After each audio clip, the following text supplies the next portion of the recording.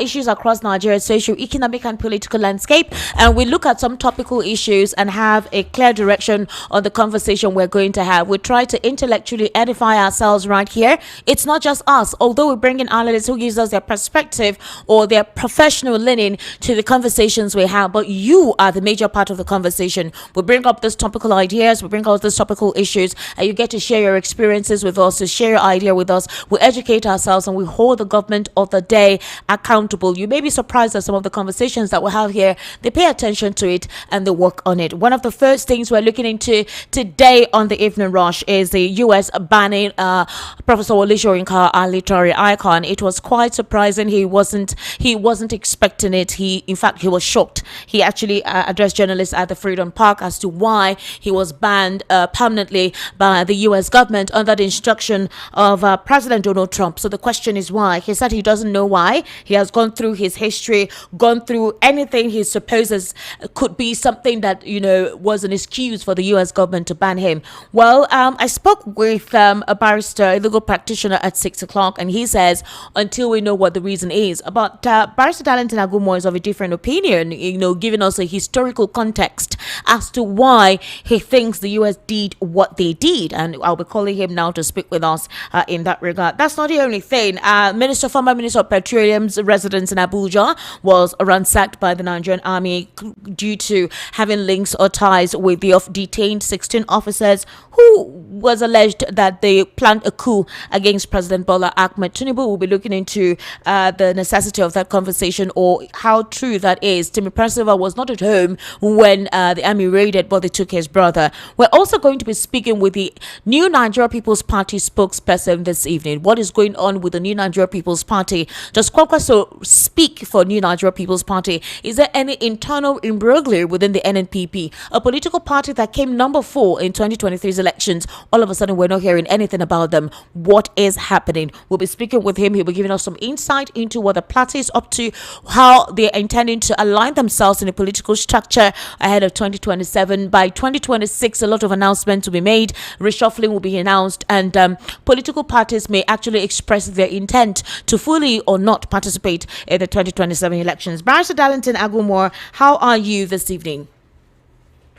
Yes, I'm fine. And you, how are you? Very fine, sir. Please kindly give me your own perspective as to why you think President Donald Trump of the United States of America banned our legal icon, our literary icon, Professor Wole Soyinka, from ever having access to the United States. Why do you think that is? Yeah, Esther, during the Trump campaign and the issues he was involved in, like the policy, the women and all they had done and all that. In short, which is the criminal record. Whose criminal record? I mean Donald Trump. Okay. Good. All this is made Wole Soyinka to hate Donald Trump. He never liked him at all. At a point, Wole Soyinka swore that if Donald Trump should win that election, he will burn his passport, his U.S. passport, and he will never enter U.S. for 20 years. So when Donald Trump won that election eventually, we are thinking, in fact, some people called on him. Prof, he said he said that they begged him and all that, the whole thing he ended up not doing it. So when Donald Trump, maybe apparently somebody must have hinted him at what Wole Soyinka said at one point in time. And the man said, he has been the initiative. You think, Barrister Darlington, that is enough for the U.S. government to ban Wole Soyinka from gaining access to the United States? I am coming. So when Donald Trump he said, okay, no problem. Already, you and I know that Donald Trump doesn't like Africans. He has been sending people away from the U.S. I mean, he's not pretending about it. Barrister Darlington, you cannot generalize when it comes to issues like this. I am coming now. I am coming. I am just saying that you can't generalize that he doesn't like Africans per se. Yes, there are some Okay. attitudes towards that, but you can't say that he doesn't like Africans. We just want to understand the Okay. context as to why this is happening. Some persons, if Wole Soyinka is saying he doesn't know why, how do you think that it's because of what happened in 2023? Let me come and dispute this. If this is not enough, you know Donald Trump is a very vindictive person. He doesn't take prisoners. Don't just offend Donald Trump. He will not forgive you. I remember our able Professor Olaji Akiyemi, telling President Tinubu that whatever you do, don't offend Donald Trump. He warned him. And so, with that thing, with what Wole Soyinka did, I don't think Donald Trump will forgive him. I don't think so. If that's a one-off case, he will take advantage of what he said. So when the prof is saying he doesn't know, let's think back. Because he made it open. It was an open declaration. So that could be one of the reasons. And it's a major reason. Then two, Donald Trump is not happy with what is going on in Africa and Nigeria especially. The way leaders are talking about this genocide something, and those who are supposed to speak are not speaking. He's not happy about it. You know very well how he behaves. And so, when those who are supposed to talk are not talking, do you think Donald Trump will clap for them? He will not clap for them. And so, he has been very selective of leaders who are not doing the right thing in their different countries. It's on record. He says so. So these are some of the issues, and I'm sure Wole Soyinka is just one. Many are coming, Esther. You think so? I said before he leaves us, you see what he will do. And then this is why I keep telling you that what we have here are not leaders. They are local champions, Esther. None of them can stand up to any leader in the Western world. None of them. They believe that the money they are stealing from us, they can now play God. No, the Western world, they don't have time for you. In fact, the more you are corrupt, the more they hate you. But Barrister, are you very certain it is that utterance? Because again, I know that Trump has settled down, and initially we're very certain that he doesn't have time for some certain things going on in Africa. But his cabinet seems to have stabilized, and they're monitoring a couple of developments. They're basically interested in countries that they can benefit from. Let's just say. So, out of all the politicians, out of certain persons who have been linked to terrorism or one issue or the other, it's Professor Wole Soyinka that the US decided to ban. Is it possible that maybe he was supposed to renew his passport, or he was invited? I don't know. Even he doesn't know. So, and he says he doesn't recall doing anything wrong against the US. He has been a friend of the United States. He travels there every other time as often as possible. So he cannot recall precisely what the issue is. So out of the melee of politicians indicted in one malfeasance or the other, it's Wole Soyinka the US decided to ban permanently? Esther, remember they said that they are going to do certain things. So leaders who are playing with them in Africa. It is concerning the genocide. They said that some of those politicians will be sanctioned from having access to the US. Yes, and even those who want to truncate democracy, who don't want the election to go free and fair. Yeah. They made such a so they are looking into all these things. Wole Soyinka is just one of them for now. Maybe with time others will follow, because as long as they have told you that Nigeria is going to be a country of particular interest or concern, they are not thinking about it. And we need it to sanitize this particular instance. So we cannot do something there. Let somebody help us to do it. Yes, that will bring sanity here, sir.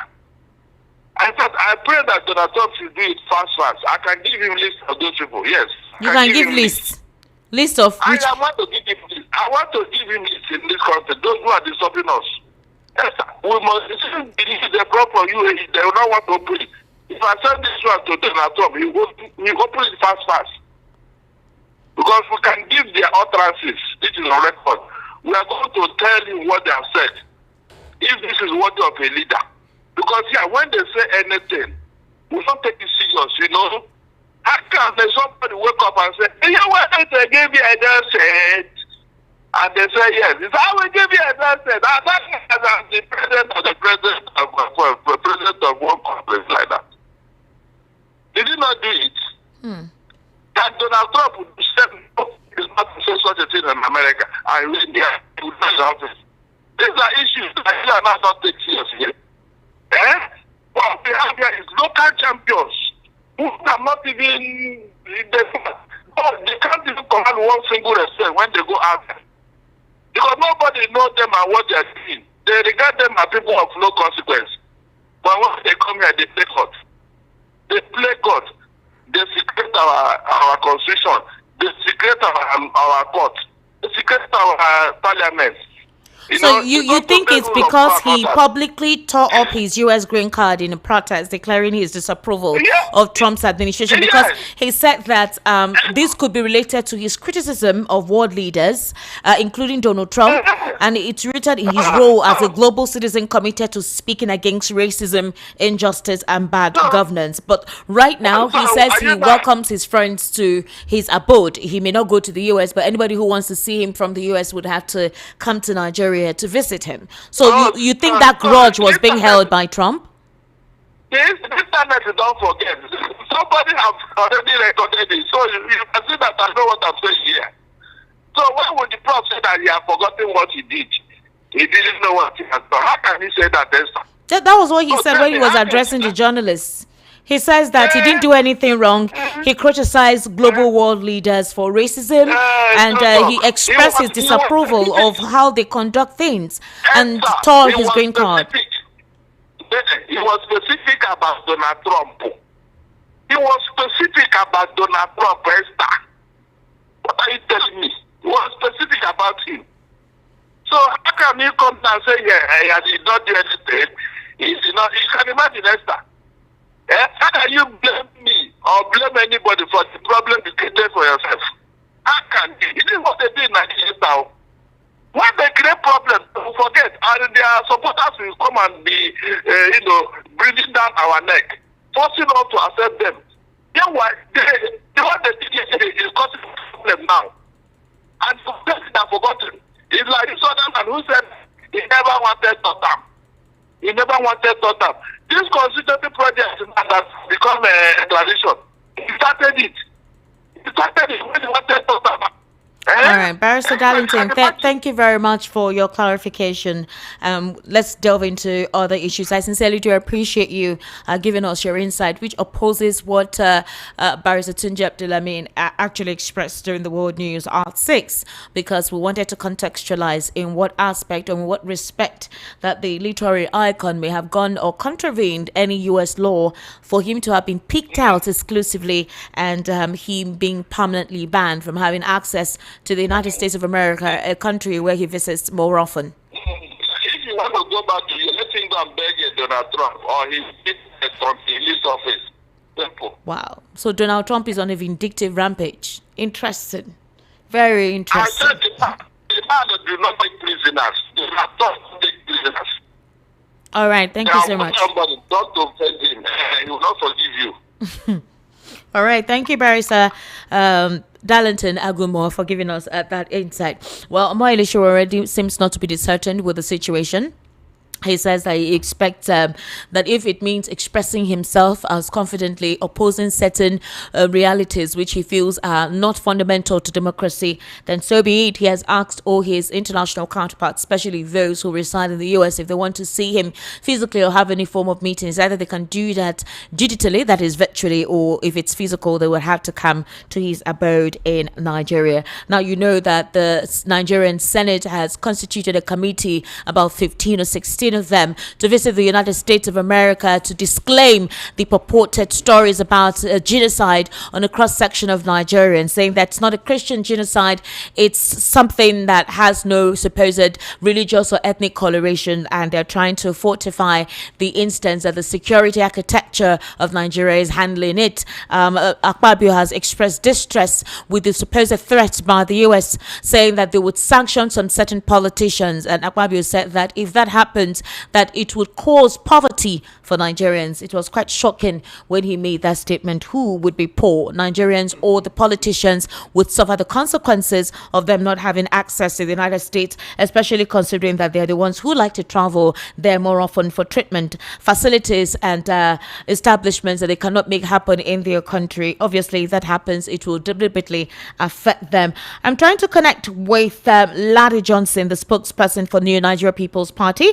We will have an interview with him. We'll have to speak with him. He will respond to some questions, and then we'll delve into other issues on the evening rush, one of them being the raiding by the Nigerian army on former Minister of Petroleum Timi Silva. We'll also look at a particular development concerning Yeson Wike's multi-dollar mansion, precisely of talks that the properties have been seized. Is that true? We've not heard him say anything in regards to that, when Omoyele Sowore categorically brought out evidence that most of the properties in the US multi-dollar mansion owned by Wike, he has never come out to dispute or discountenance that narrative. He has not directed any form of information to that. We'll be looking into that as well in the course of the program. Mr. Larry Johnson, good evening. Thank you for joining us on the Evening Rush today. How are you, sir? I'm good, thank you. Good evening. Good evening, sir. Welcome. I would have loved to be here with you physically. At some point, we'll fix an appointment for you to be physically here in the studio. No problem. That'll be good. All right, thank you. Let's start off with the New Nigeria People's Party. Immediately after the 2023 elections, there was a couple of ruckus in-house, and then all of a sudden, silence, absolute silence. We heard your presidential aspirant or candidate for 2023 tell us that he's open to join any other political party so long as they would serve the interest of him and his people. We had also heard that the APC was shopping to have him join them, but there were certain conditions that he ruled out. We don't know if they resolved on that. Maybe conversations are still ongoing, but he has categorically come up to say, we are in the market. Any political party that aligns with us, with our conditions, we will work with them. We've heard that the ADC too is trying to speak with them. The PDP too is trying to speak with them, but there are certain conditions that must be met. So the first question I'm going to ask you is, what happened to the New Nigeria People's Party after the 2023 elections? Thank you. After the 2023 elections, the leadership of the party decided that we should do a post-mortem. Okay. And those who who were reported for anti-party activities, etc. And when I said the leadership, at that time that was Dr. Boniface Anibunam, one of the founders of the party, and also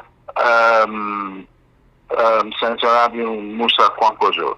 You will recall that Senator Kwankwaso, his Kwankwasia movement, the national movement, and some other people joined the party in 2022. The party was already in existence. The party. And we all came together and we worked towards the 2023 election. Kano and some things, you know. So when that happened, the post-mortem started, and one or two of the for this conversation, let me call them the old NNPP, okay, were found wanting. They behaved, and they were disciplined. Now, after they were disciplined, Dr. Anibunam had said explicitly that we should have the exercise. We should what? Sir, what did you say? Back to him. You said that Dr. Anibunam said what? That we should carry out the exercise. Okay. Right? And I happen to be chairman. Hello, sir. And okay. And can you hear me? Yeah, but I don't know if it's the network, but you seem to be dragging a bit, so I don't know if it's the network or if it's you processing your thoughts. No, it's probably the network. All right. Okay. So we did what we had to do, and some of them ran back to him, and then the problem started because he wanted to say, look, reverse things and what have you. And then it got to the stage where he started to say that he was the founder of the party, and anything he said had to go.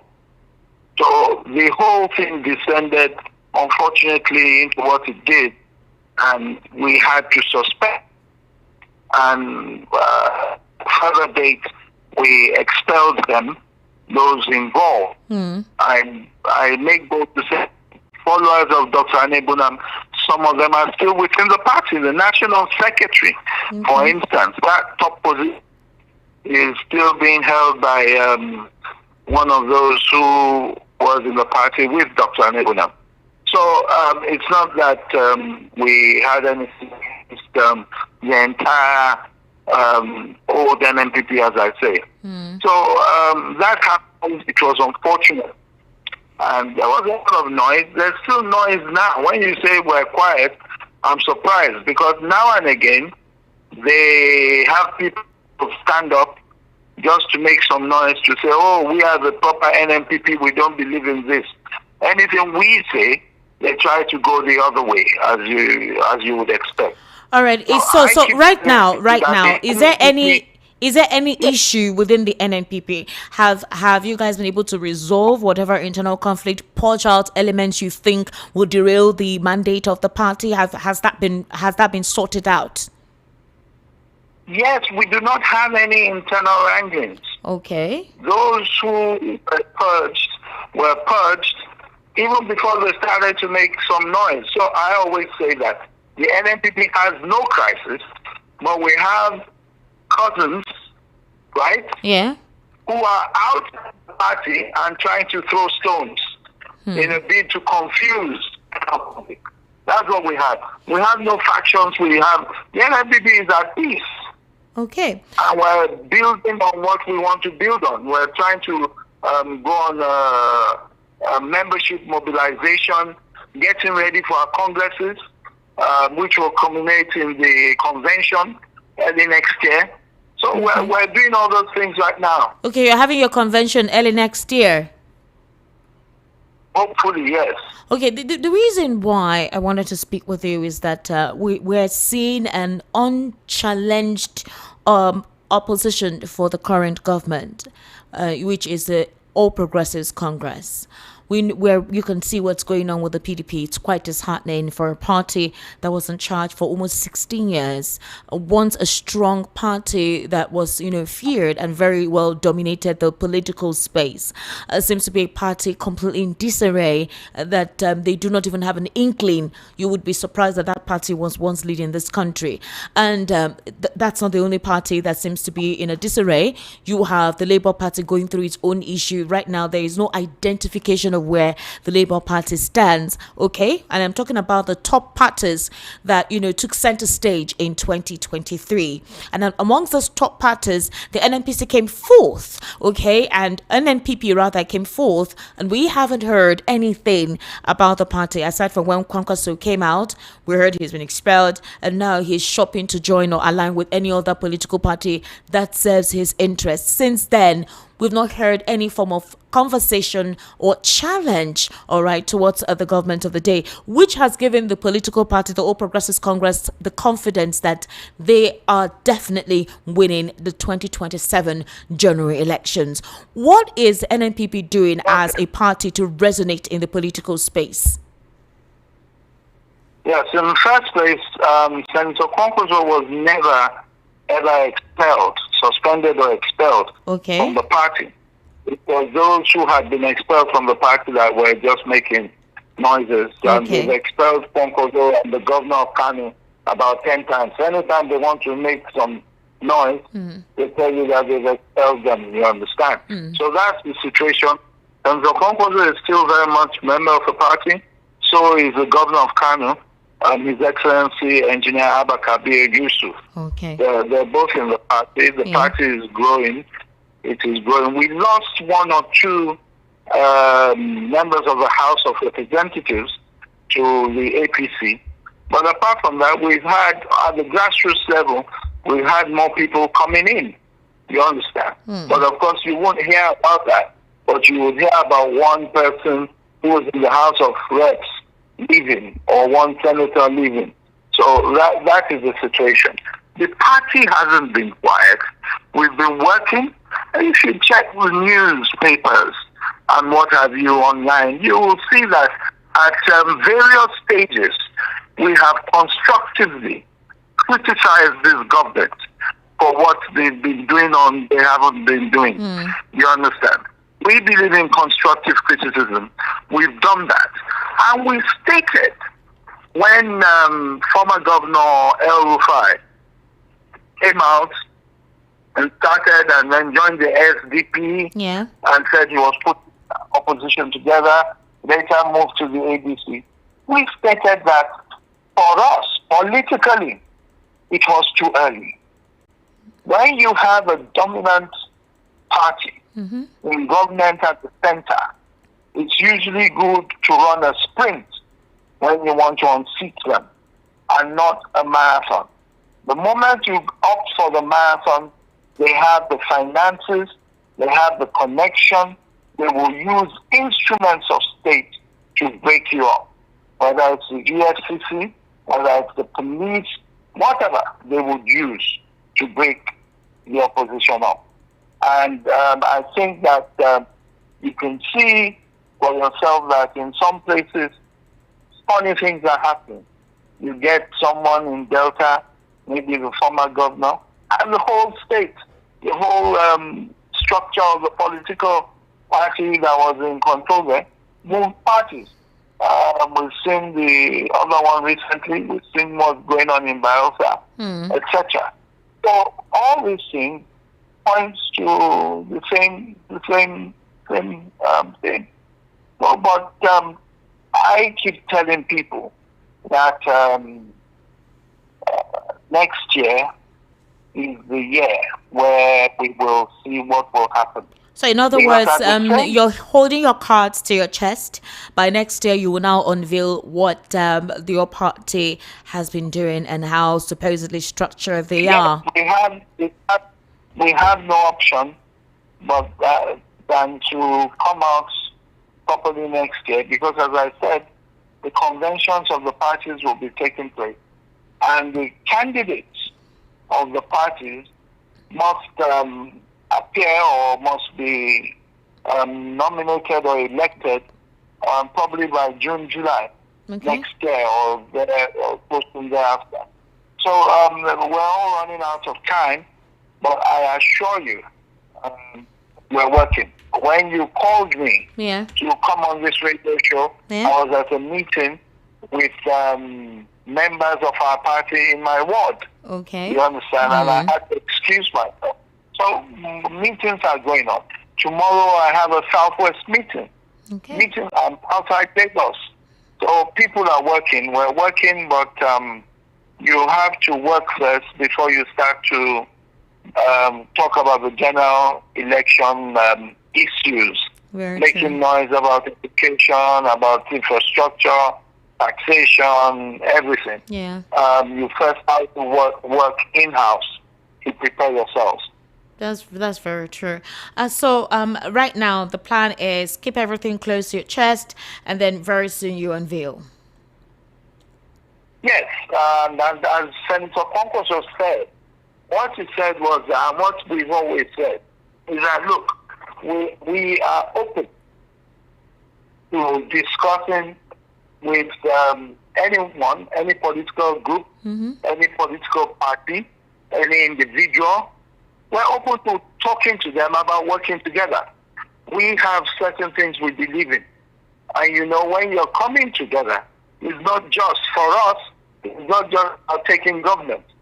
We do not want to lie in bed with odd bedfellows. We don't want to be odd bedfellows. Okay. You understand? You have to make sure that although you don't get everything, you negotiate to ensure that, we believe that education should be in such a way. We believe that healthcare should be this and that. And you see how much of that they agree with before you say, okay, I think we can go together.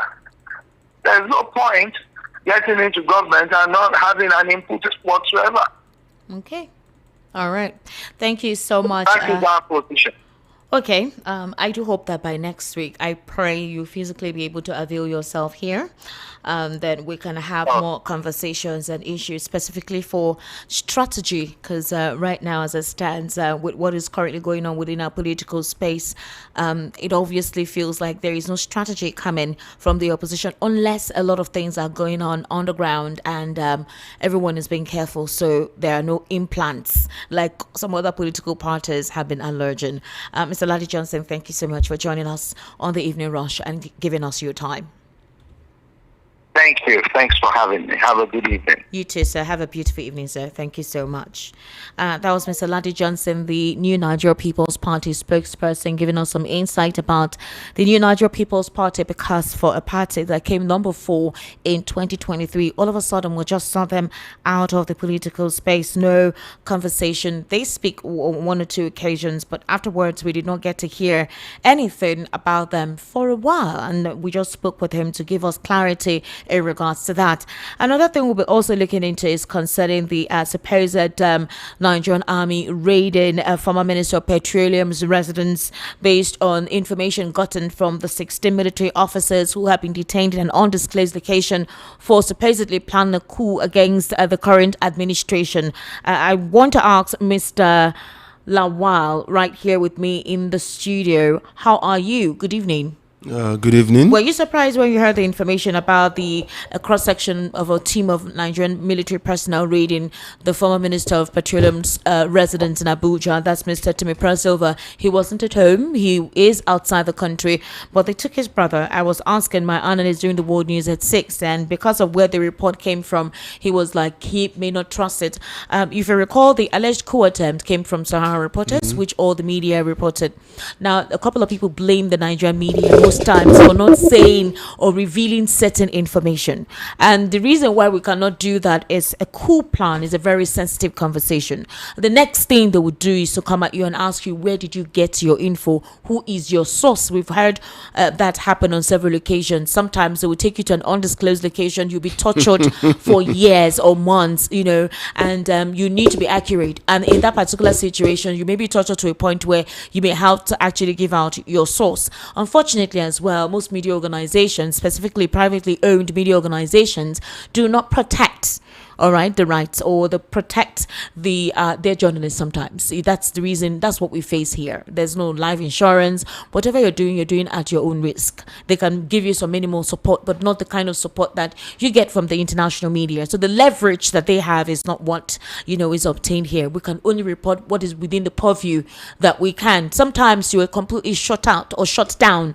for saying certain things. So we have to be careful. But Sahara Reporters, we do know they're not based in Nigeria. Obviously, they release some sensitive information like this. Now, it is from this medium that we heard that a former Minister of Petroleum's residence was being raided, and his name was mentioned by the 16 officers who were detained by the Nigerian army. What does this intend to bring out? Because the Nigerian army has come out to say there was nothing like a coup d'etat, nothing like that was happening. But we're seeing unfolding events that seems to supposedly give credence to that report, because 2 or 3 days after, the president did a serious shake-up within the security cabinet. So what's your reaction to that? Well, there's a proverb that says that the oroti aniki baba magbo baba no ni o pari e.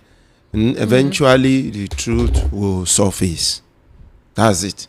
It will surface because out of every rumor there's an element of truth, because something must have that is true that must have generated that thing before it's now become something that is diluted. So eventually it will come out.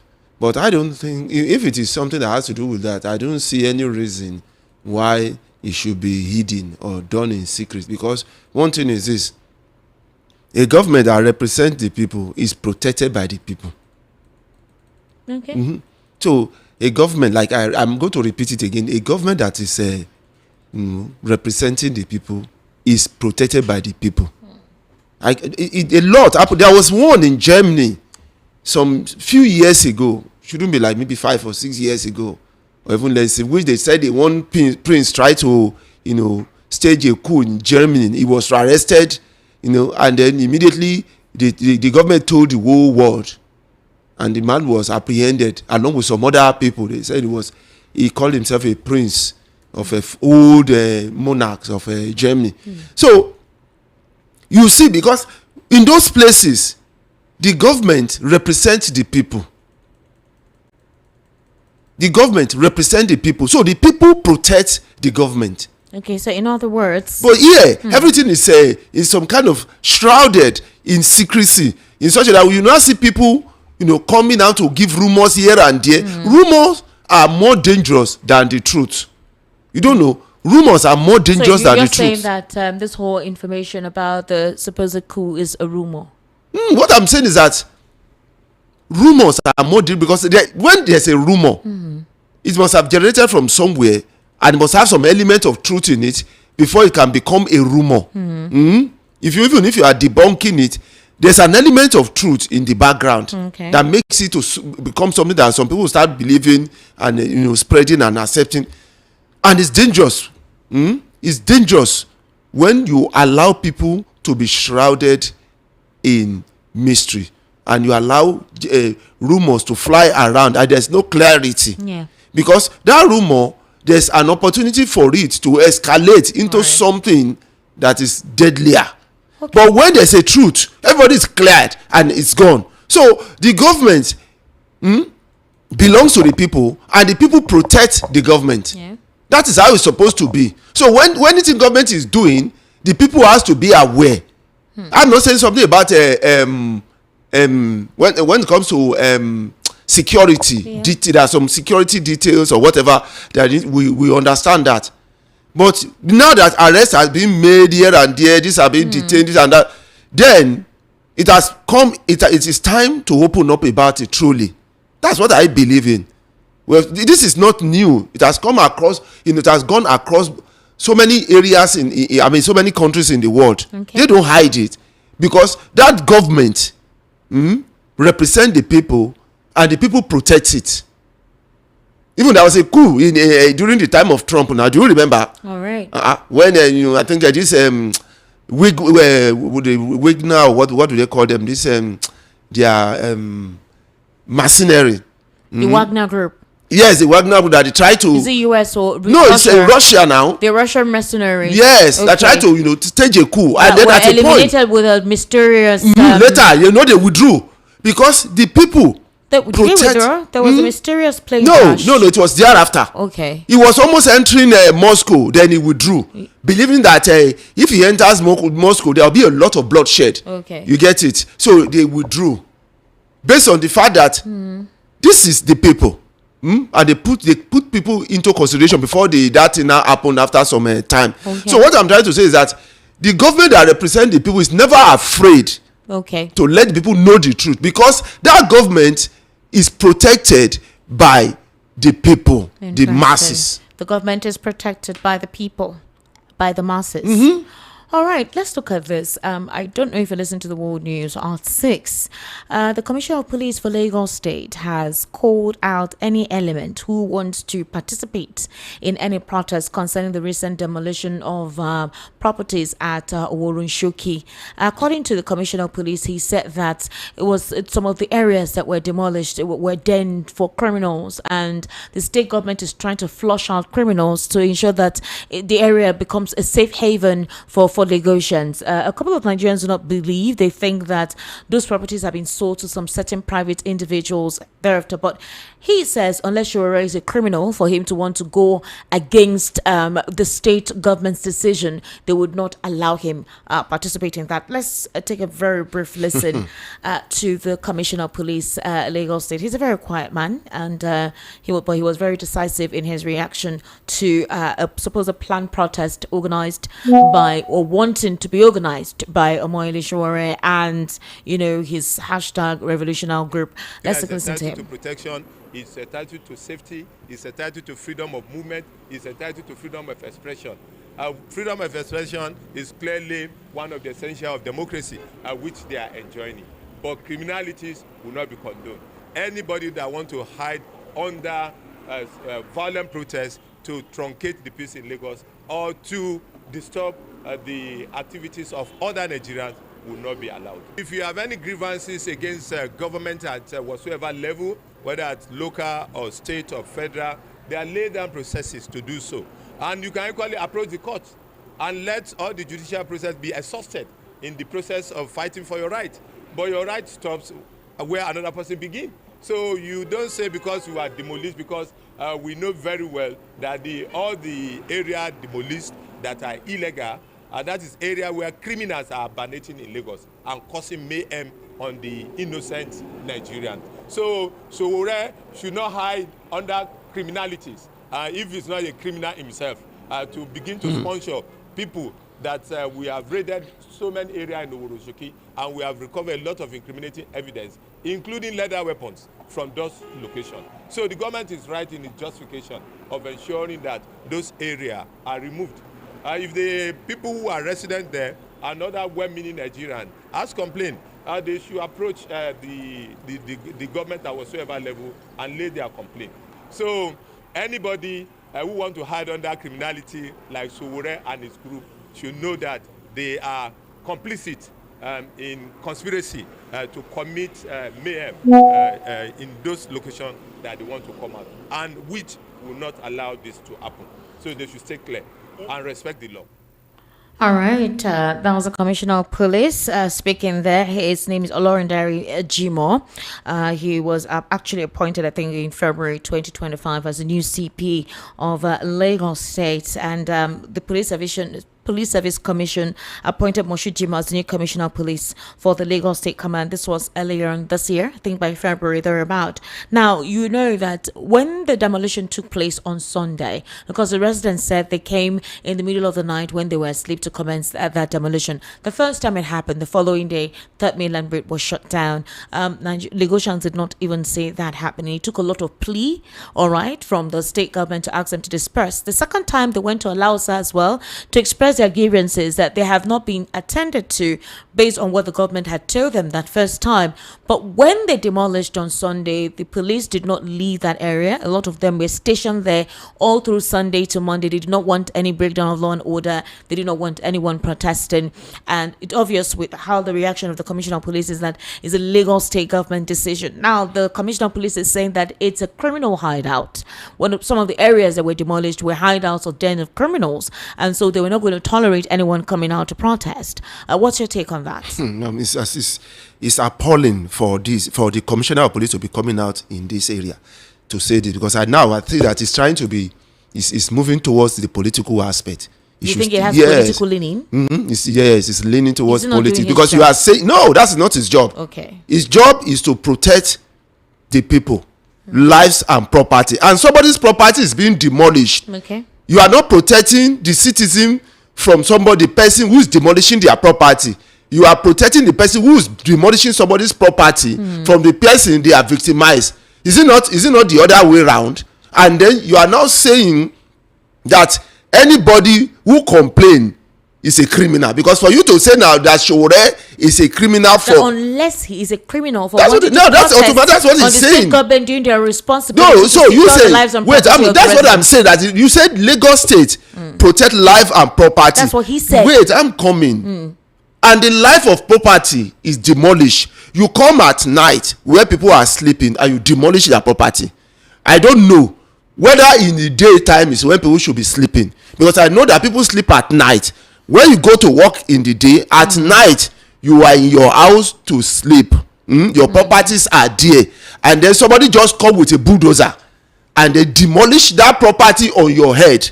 Now, if a reasonable police officer would have come to stop those who are demolishing, because the lives of people and their property, is at stake at that moment. And the same police is now turning the other way around, that after they have demolished your property, maybe you must have lost somebody, one or two persons in that process, because the house will collapse on their head, that you should go to court. Is it the person that is dead, or the person that they have destroyed all his property, the person that is in trauma? Okay. The person that doesn't have money again, just looking for money to find a place to stay first, will not have the money to approach court, as if court is a free place. It's free to go to court. He has forgotten that they pay money if you want to sue somebody. Now, second is that the people who wants to complain is now the one that the Commissioner of Police is attributing criminality too. Okay. I don't know. Now that's why I say it's going political. You can see it's turning the whole thing around. What exactly is going on now? The law says that you can protest, and the same people who are supposed to, uphold the law is the one telling us that that law is not right. I don't understand what is going on. You can see that it's like gradually we are degenerating into a banana island. I mean banana republic. But now we are gradually, because it says that, just like the commissioner said now, that under the law he has to operate, but the law says you can protest. According to Senior Advocate of Nigeria, Mr. Femi Falana, he says that the court had actually impeded any form of demolition along that axis after the first one happened. That they have asked that any form of demolition should be stalled for now, pending the review in court. Yes, to listen to the complaints of those who were affected and listen to whoever is in charge of either buying properties there or the traditional leaders, or precisely what the crux of the matter is. And he's actually saying at this moment, what he's stipulating at this moment is that the matter is, for now, with what the court has said, that the Lagos state government has no permission, no jurisdiction to demolish any property there for now. So, who is disobeying court order? That's what I'm asking the commissioner of police. That is saying this, that anybody where somebody wants to protest, unless it's a criminal, that said that. How can you tell me that properties have been built, people are living there, is a den of criminals? Okay. What does that mean? Where is his investigations? He should come out and tell Nigerians now, so that the next thing, because criminals are living there, is for you to go there and demolish that place. You could go to a Jordan bridge now, where you see criminals under that place smoking in their and demolish the bridge. Or you could come to Oshodi here now. Everybody could see. They don't even hide it. Go there and demolish that bridge, because we have criminals smoking and in the IM under the bridge. You could go there and demolish it now, because that is what he said, that criminals are there. Though these are places where we see criminals. When you pass, you go to the bridge and demolish the bridge now. You get it? Go to the bridges and under the bridges and demolish the bridges. Now, the places where people are living, you say criminals are there. So you are calling the people that are living in that area criminals. I mean, not all of them. No. Not everyone. You said saying they could be carrying out clearance operations to ensure that any criminal element that is considered to be, that means he has carried out his investigation. Those areas they demolished, and the other axis area that they have planned to demolish, the criminals are living there. That's what he's saying, because the commissioner of police is the one that does investigation, isn't it? It's part of their work to do investigation, Abi. So that means he has clear investigation that criminals are living there. That is why not in all the locations. Don't speak for him now. I'm not speaking for him. He said we're being categorical with his statement. Okay, repeat it again. Maybe you should play it. No, we're being categorical with his statement. We have other things to discuss. I don't want us to dwell so much on this. He did not generalize that the entire axis is being operated by criminals.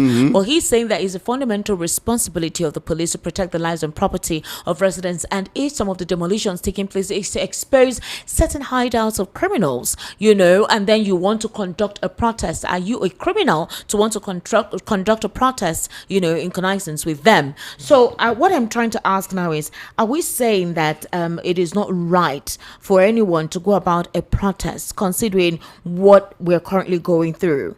And if you have any form of dissatisfaction with the government of the day, is it wrong for you to partake in expressing your discontent? And a protest doesn't necessitate violence, so why the fear of a protest anytime? That's it. That's why I said that. Please hold on. Hello, how are you, sir? Hello. I'm fine. Good evening. Good evening, sir. Please indicate your name and tell me what you know precisely about the Oworonshoki demolition, sir. My name is Tola Ujami. One of the coordinator of the Take It Back movement, who happens to also be a resident of Oworonshoki community. Okay. Yeah. The issue about the demolition started around July 2023. Okay. That was when the first wave of the demolition started. We fought, we resisted, they retreated. They came back 2024. Hello? All right, I'll try to call him back again on normal call. The connection is quite poor. He is one of the members of the Take It Back movement, and they have been advocating on the situation right there. His name is Towolawi Jamiu, and actually at this point in time, Nigerians are quite worried. The worry here is how do we get ourselves out of a quagmire that seems to be sponsored by either the government of the day, okay? And as it feels for a couple of people, they're not comfortable with how things are done, especially when there is no consultation and when due process is not followed, especially if due process pertains to only a certain party adhering to it, and the other person, well, if you don't have any means or if you don't have any connection or financial ambience, you understand what I'm saying, then you're excluded from being part or going through due process. So we want to get precisely what has been going on, why this case is getting to this point, why the prevention of any protest whatsoever, and that's why I want to get across to him. Yes, thank you very much. The network was very poor via WhatsApp. Please go ahead, sir. Yes, the issue around 2023, I said the first demolition was started just last week, Saturday. Yes. In which members of the Lagos State task force initially came to the community. They came to Precious Seed community, which is still within Oshoke in the morning, to continue the demolition. Okay. People of Precious Seed resisted, and then they left Precious Seed immediately after they saw the resistance. They moved to the Coca area of Oshoki. The people of Coca also resisted them. They left. Okay. Because it is over for that Saturday. Unfortunately, they reinforced and came back around 11 p.m. in the night. Wow. While people were sleeping. They did not allow anybody to pick anything. They were demolishing while people were still sleeping in the house. And that was how they threw women, children, outside in the dark at night. If you are in Oshoki between Saturday night and Sunday morning, you think you are in a war zone like Syria, Gaza. Because they were shooting and they were tear-gassing people in the middle of the night. My God.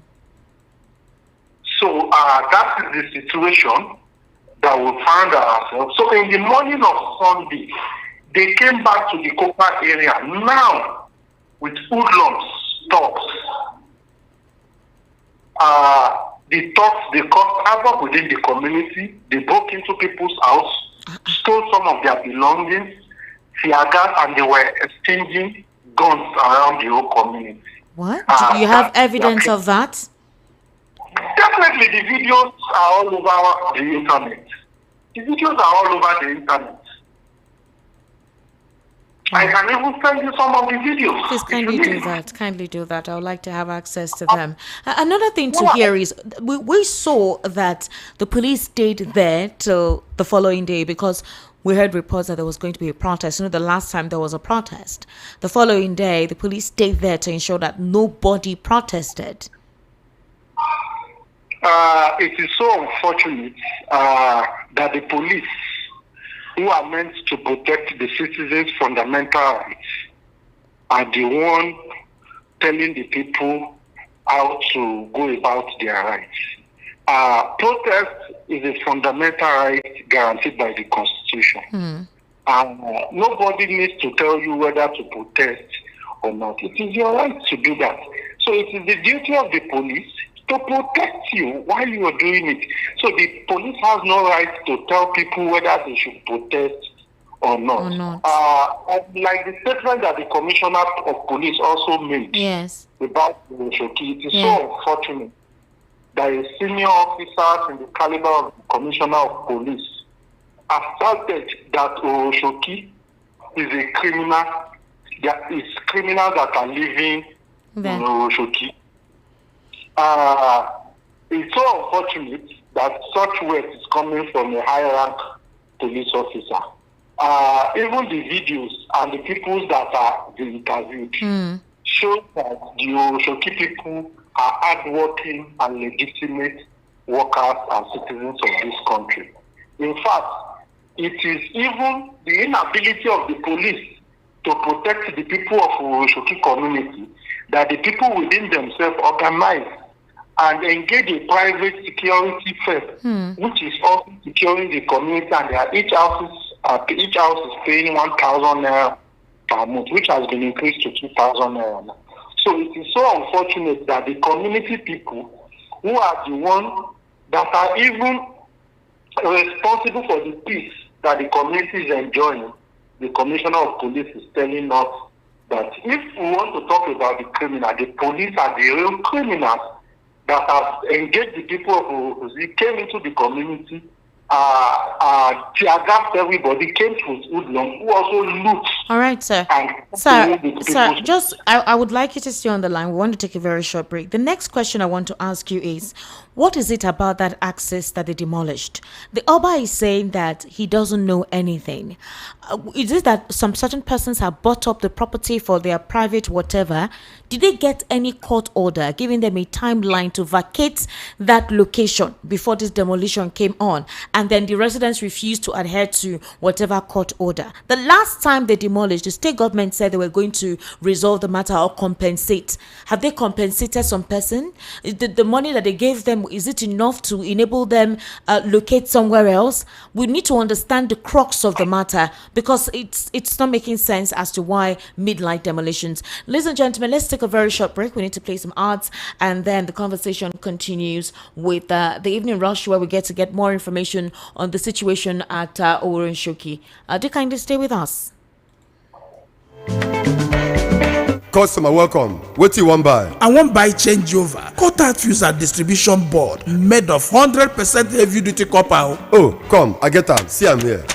No, now I'm looking for Slatter Star J quarter fuse and distribution board, Nipo quarter fuse, Star J solar battery, inverter, MPPT controller, and solar panel. But Oga, don't worry, I know where to get them. Whether na Star J changeover quarter fuse, Slatter distribution board, Nipo quarter fuse, Star J solar battery, inverter, MPPT controller, and solar panel, Star J ceiling fan, sockets, all earthen materials. Make you no go do cover-wise pan foolish show. Slatter Star J Indian product na #1 since 1961. Made of 100% heavy-duty solid copper with no compromise. Available in all leading electrical shops nationwide. Slatter Star J, na you Pico.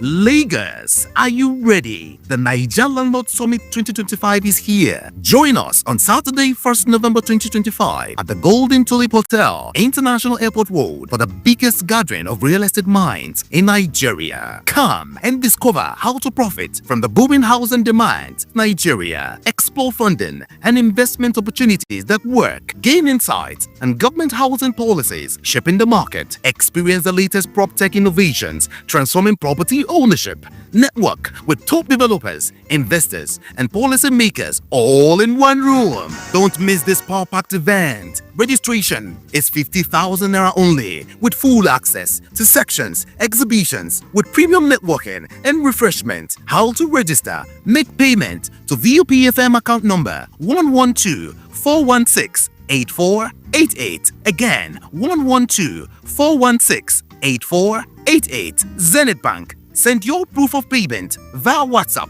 to 0707 115 4297. 0707 115 4297.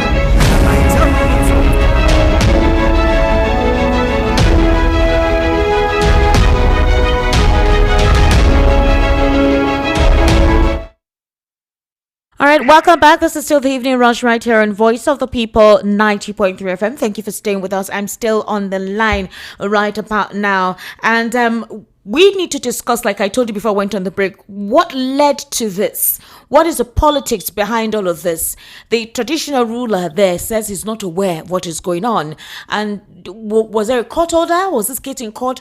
What is the crux of this whole situation? That certain persons are toying with the livelihoods of Nigerians who are literally trying to survive within the stifling state of the economy. Hello, sir. Please, can you give us the crux of that particular information?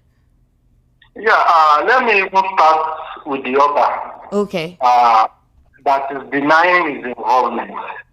I think the more the other denies that he's not aware, the more there are evidences and pointing towards in being part of the people who orchestrated this whole thing.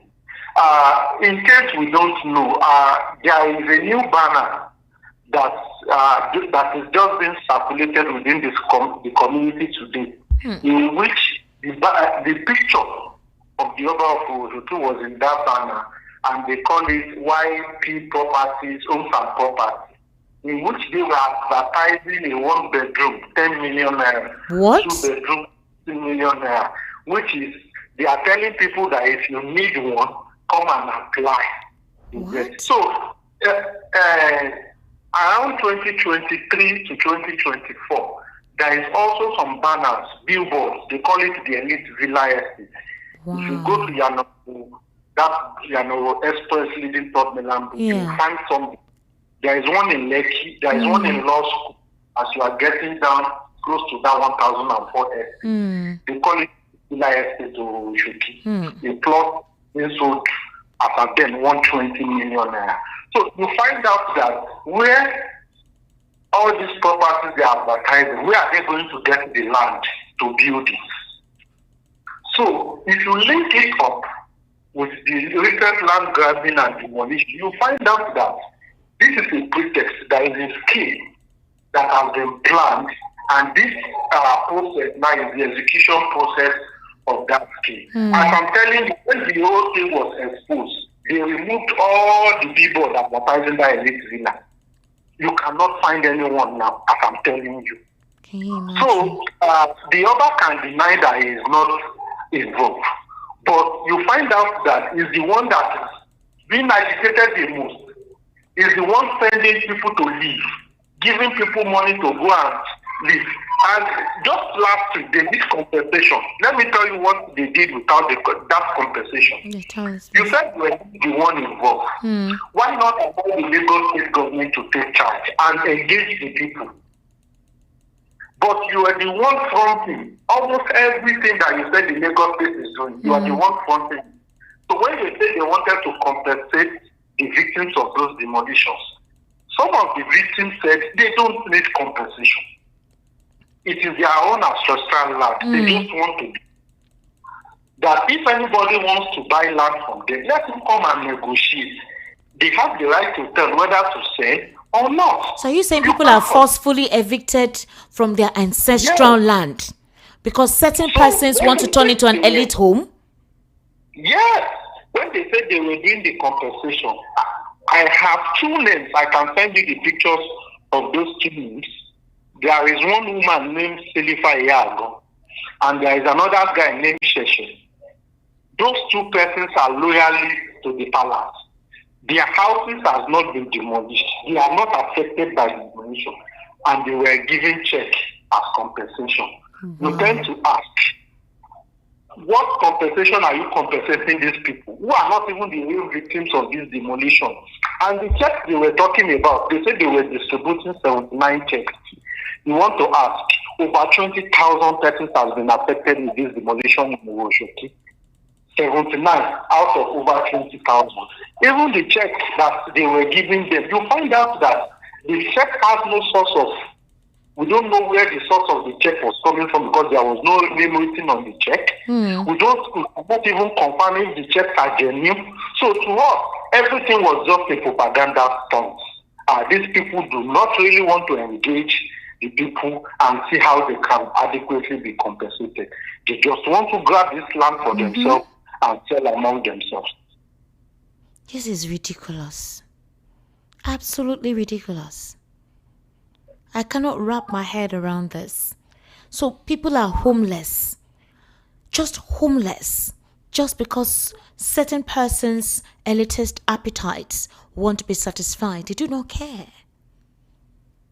And they involve the police, they involve the state government in this, or is even does the state government have a stake in this? Yes, definitely, because since the demolition started, the state government refused to say anything. And when we protested in 2023, we went to the State House of Assembly to engage them. The State House of Assembly forms a committee to oversee the affairs of that demolition. What the committee recommended to the people of Oroshoki then is to go and meet their Oba and beg him. So you tend to ask, why will the state assembly ask us to go and beg an Oba who has no constitutional rights? Because we are running a constitutional democracy. True. Then you point out that what is actually going on. And you know that because we are only saying about this thing, since 2023 to date, after last year, we have documented 27 persons that have lost their life as a result of this demolition. The 27 include 3 children. There is 1 pregnant woman, Jesus. 1 pregnant woman. And this year alone, we have counted 6. This does not include people who are having stroke presently. Some of them are suffering from hypertension. So, in fact, there are some persons which we also know their businesses was demolished, which is their shop. Yeah. Their house was demolished, and the school of their children was also demolished. So, how do you want these people? The children cannot go to school. The parents cannot work. Neither do they have a roof on their head. So, I want to ask, is this what they call urbanization? Does urbanization mean that people's life must be destroyed? And this is, we are not running. What we saw between Saturday and Sunday is what we call state terrorism. And they intend to come back? Yeah, because you see one thing is... What I'm asking is, the demolition intends to be continued? Yes, because even it's so unfortunate that the police, when the police said they were enforcing, because there was an issue of children which was arrested and they said they were enforcing a court order. Yes. They said the court order. The people of Ujilero also have a court injunction on the 23rd of October, which says that no further demolition must be carried out until the court decides. And the case was adjourned to November or December. But against that, the police, who is supposed to be enforcing that court order, was the one that is now leading the criminal attack on the people. It is so unfortunate that this is what policing has been reduced to in Nigeria. It's really sad. So this case right now is in court, right? Definitely. And the court order was no more demolitions until issues have been resolved between both. There's an injunction on the 23rd of October. And so certain persons refused to obey the court order, took the police to continue the mayhem in that access, and nobody is questioned, nobody said anything, and they're preventing the people from protesting despite whoever is in charge of that demolition using the state police disobeying court order. Is that what it is right now? That's what is at play. Definitely. Interesting. Mr. Jamiu, thank you so much. Let's get reactions from Nigerians. I would like to continue this conversation with you. I would like your presence in the studio, possibly tomorrow. I sincerely really want you to come to the studio tomorrow, because it is not right. It's wrong. People cannot be treated like animals. We are running a democratic dispensation, not a primitive dispensation. And that's apathy. It's wrong. There's nothing that can define or describe the current disposition, okay, of certain authorities to what is going on at Oworishoki and any other axis that are carrying out demolition without prior information, without following due process, and without any court order for them to do that. I sincerely do appreciate you for giving us this insight on this situation. Thank you so much, sir. Thank you so much for having us. You're welcome. All right, I was speaking with Mr. Towolawi Jamiu. He's a member of the Take It Back movement, and they have been following the case expeditiously ever since it occurred at that access. It's quite unfortunate because we needed to understand what is the crux of the matter. If the court is telling us, or if the senior advocate is telling us that the court order on ground is there should be no further demolition on that access until both parties resolve their imbroglio, or if there's any form of compensation, there's an agreement on compensation, and those who do not want compensation, if they can relocate them to somewhere where they can continue their livelihood, fine. And then you disobey court order, use the state police to carry out what you're doing. The state has been silent about it, meaning that there is a connivance with the state government, and there is that complete apathy towards the disposition and the cries of the people. You also heard him tell us that about 22 or 23 persons have died ever since that displacement. It's wrong. It's terrible. It's dangerous. It's really wrong. It's not a good thing at all. And this is happening when you are having elections coming very close, and funny enough, a couple of persons will still go ahead and do what they're supposed to do. My brother first.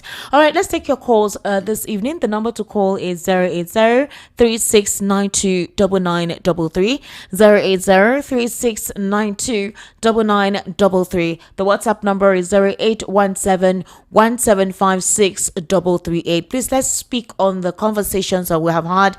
No insult, no defamation. I beg of you, it's very, very vital. Okay, 080-3692-9933. That's the number to call. Hello, good evening. How are you? Yes. Good evening, sir. Welcome. Hello. Okay, 080-3692-9933, and the WhatsApp number is 0817-1756-338. Hello, good evening. How are you? Well, we're having drop calls now. Guinea. What's going on? 080-3692-9933. Hello, good evening. Hello, good evening. Good evening. Welcome. What's your name? My name is Chukwemeka. Chukwemeka, can you speak up, please? My name is Chukwemeka. I'm calling from Abaroje. All right, Chukwemeka, please go ahead. I want to comment on the protest issue the policemen are talking about. That is the part of the intimidation they're using against people, and we cannot be able to talk when we have any complaint.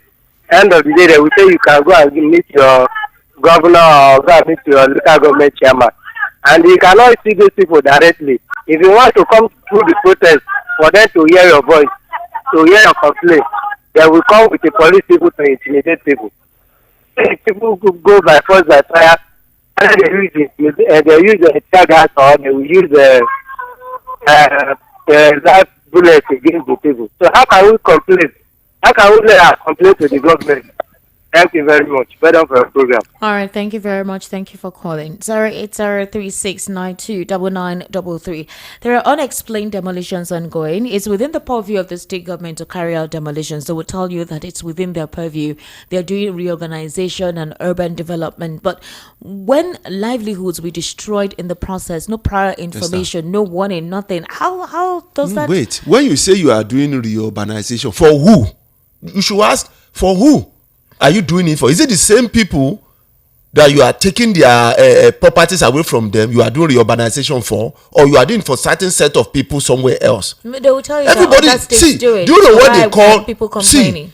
See, there's what to refer to as the rule of law. The government, when the court judgment is in their favor, or the court pronouncement is in their favor, they will say yes, we need to obey. When it's not in their favor, they ignore it totally. That's wrong. To be honest with you, that's totally wrong. They ignore as if... Hello? Hello? Yes, Hello? good evening. Please go ahead, sir. Good evening, Mr. Yes, sir. What's My name is Robert. Robert, please go ahead. I greet your guest. Good evening, sir. Thank you so much. What I want to speak on is this Soyinka band. Okay. I am very happy about it. Huh? Very, very happy. Esther, sir? Whatever we do in this life, one day we will face the penalty, whether we like it or not. This man is a well-respected man all over the world.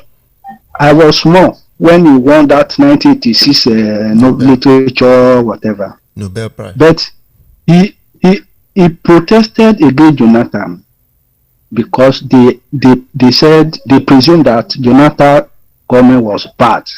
Himself, Tinubu, and this pastor Bakari, all of them, bad government. Then, but when Buhari came, Soyinka did not say anything, despite the fact that some of us could not even eat 3 times a day.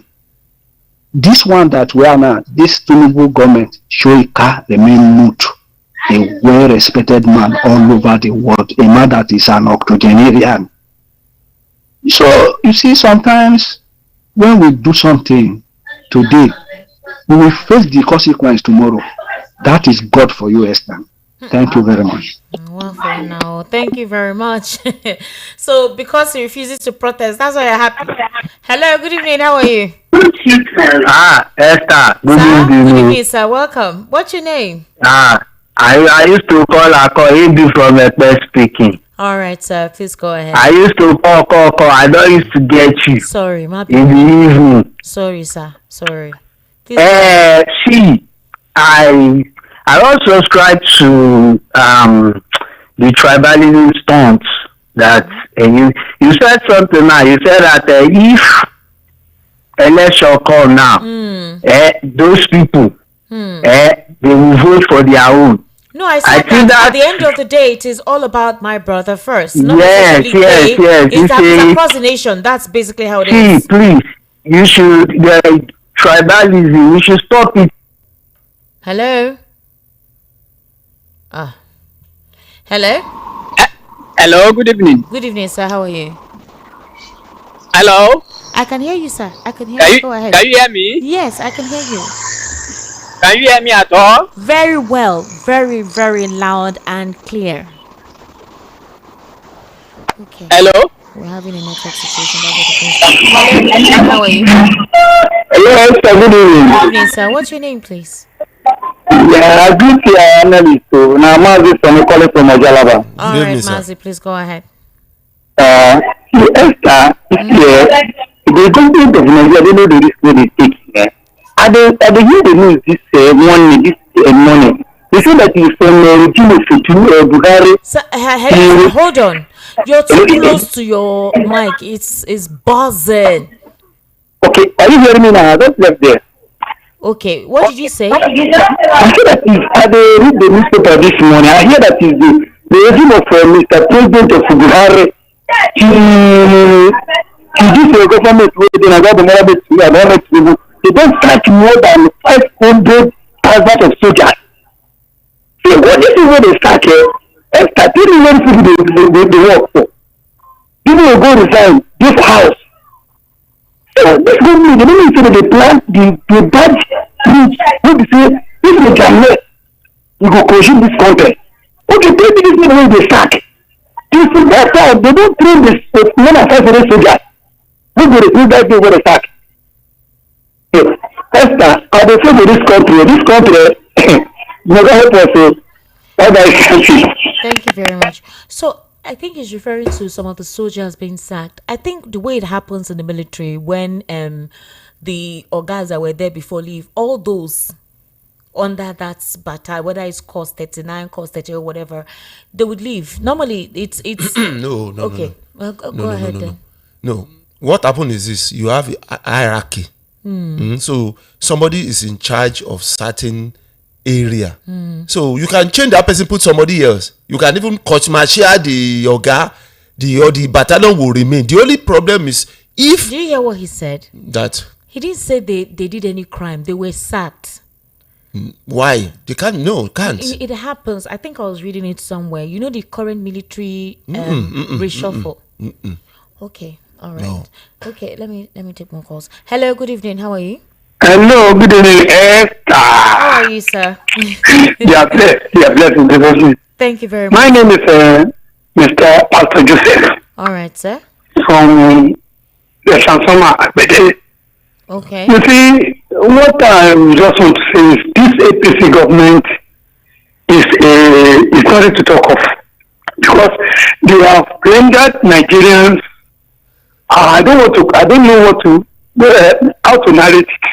They have rendered Nigerians incompetent of what they are powerful to do.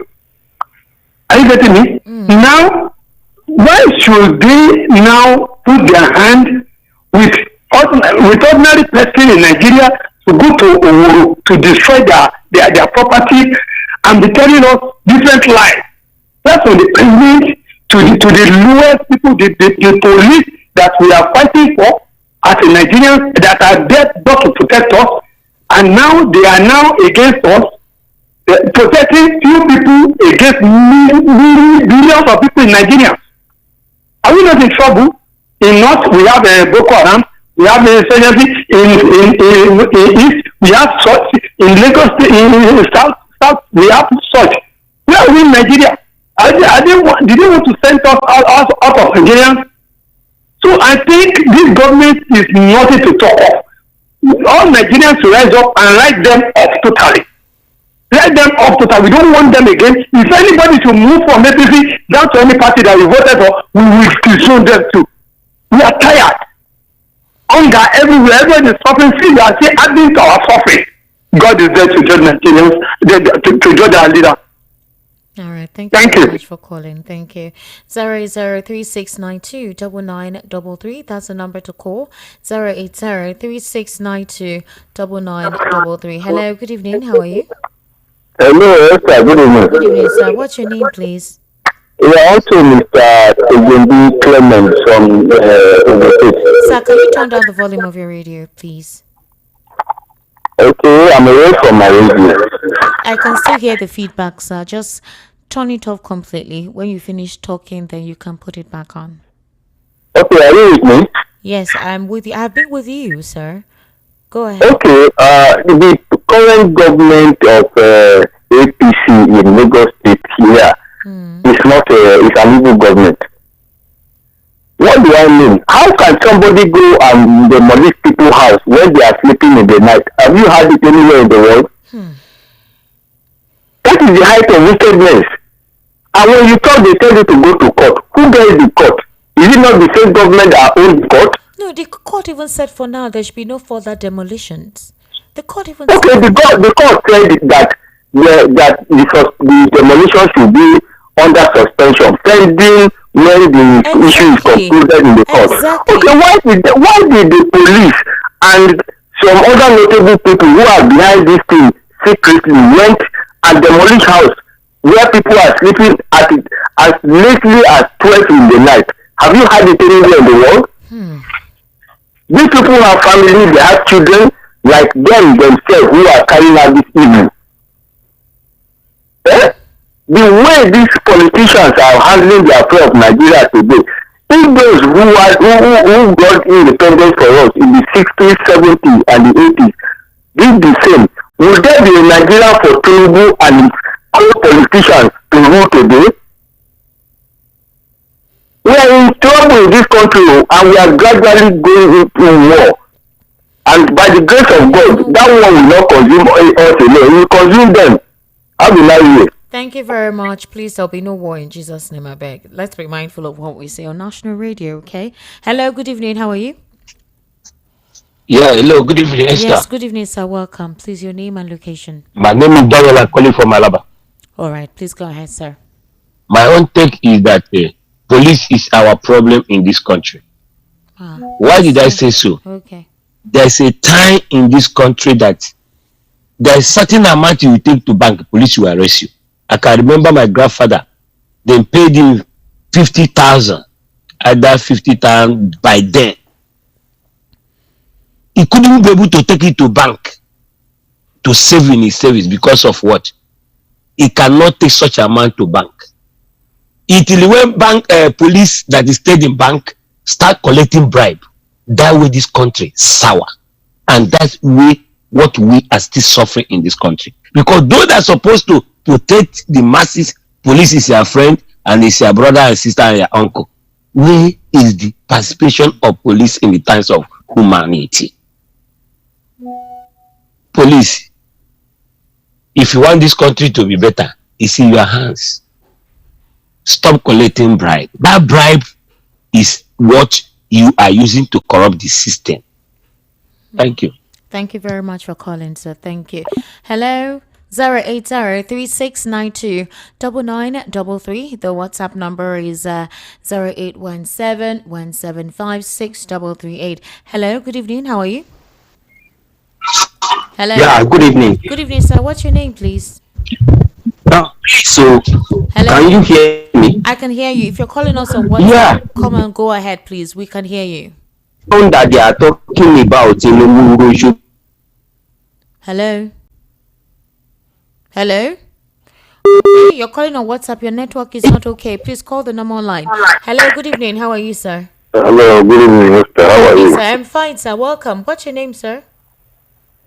I'm Mayor calling from Prestak. Mayor, your voice sounds different today. Are you okay? How are you now? I am fine. Yeah, Welcome, okay. sir. Please go ahead. Yeah, I want to comment first of all on the U.S. ban on Professor Soyinka. I think we need more of such to all these our political leaders. Because an Igbo adage says that an elder cannot give the house, and the mother goat will burn on tether, that's on rope. If such elders are here, and it was among those that protested in 2012, when Nigeria was even in Eldorado compared to what people are passing through now, and he has kept quiet, it means he's supporting evil. Some people say because of his trans-man is at the hem of their face. How can an elder, I think he's about 90 years or 91 years, and people are shout every day. And he's very close to the current president. You can't call him and tell him, relax some of these your policies. So maybe we need more of such ban. All the other people, maybe those people that always sign peace accord during elections, they should also join. America will also look at them. They will tell us they want to conduct election, peace, this, that. At the end of the day, people will be dying. There will be war. Those elections, those people that threatened people in Lagos in 2023, those people, some people were macheted, some people were shot. Where were the members of that peace committee? So I think maybe since we cannot help ourselves in this country to fight with our leaders, political leaders, let America, let them continue to ban some of them so that maybe they will now hear. For the demolition, I think somebody was saying the local government is very sensitive. I think the way they are going about this, they are encouraging this thing might end up where people might not efficient. So the way they are demolishing structures and things are really difficult. The government should, rather will always say that the SAP will have a human space. Let this government have human space without their policies. This thing might break out something greater than this. It might cost maybe, well, I shouldn't say it on a little bit. But thank you. Let the government be properly guided. This thing is getting out of hand. It might cost something that might not be controlled. Thank you very much. Thank you for calling. 080-3692-9933. Hello, good evening. How are you? Hello, good evening. Yes, good evening. Your name is what, sir? Chibuzo. All right, go ahead, sir. I like what they do that man. They go do one politician, sir. Which man? Which that man was there tonight. Hello? This time. I don't want to mention him at all. Okay. Okay, bye-bye. Thank you. 080 of all the conversations, is that one? Now one for who now? Una don't like peace. You people don't like peace. Okay. Hello, good evening. How are you? Good evening, Esther. Good evening, sir. How are you? Welcome, sir. Esther, good evening. I can hear you, sir. Good evening, anyway, sir. Welcome. You may not hear me. I can hear you. I will continue talking. Okay. Good evening, Mr. Ekundayo Lawal. Good evening, sir. Look, I'm so happy for what happened to Wole Soyinka. I'm so happy. Mr. Olabe. I don't know if you are hearing me, but I will continue to say whatever I want to say. I'm so happy. What I'm praying for now is any politicians who have kids schooling in abroad, they should deport them back to Nigeria. If they do that, you see education system will change in Nigeria. They will make everything easy for people in Nigeria. How can you go for school of 4 years and you spend 7 or 8 years? Their kids here, 4 years is 4 years. They should start punishing them and turn their children back to Nigeria. That's it. Thank you, Esther. Thank you very much, Mr. Olabes is calling from the US. Hello, good evening. How are you? Esther, good evening. Good evening, sir. Welcome. Ogalawa, good evening, sir. Good evening, sir. Nice to have you. Thank you. My name is Rakodeba. I'm calling from Apapa. All right, sir. You have a very nice voice. Please go ahead. Thank you. Esther. Sir?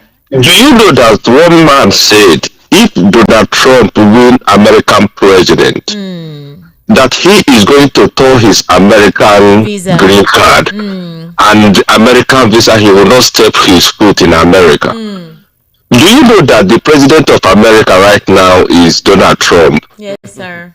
And that man is not carrying worries. So I'm asking him to fulfill his promise. So it's a very good work from them. I love that very, very act. Since the old man do not want to live up to his ways, they are reminding him what he said. And the old man now is claiming that he did not know what he did. But he said it to the one who cares to listen, that he will not go to America, he's going to turn his American green card and all that. And he couldn't do it. By the end of the day, the chicken have come home to roast. It's a very good one. On a Yoroshoki, it's a very unfortunate what is happening to the people of Nigeria. I think the government should try to have a human face. They are governing the people, not themselves. Government is always for the people. Any government that is not for the people is a wicked government. They should try to know the kids are there.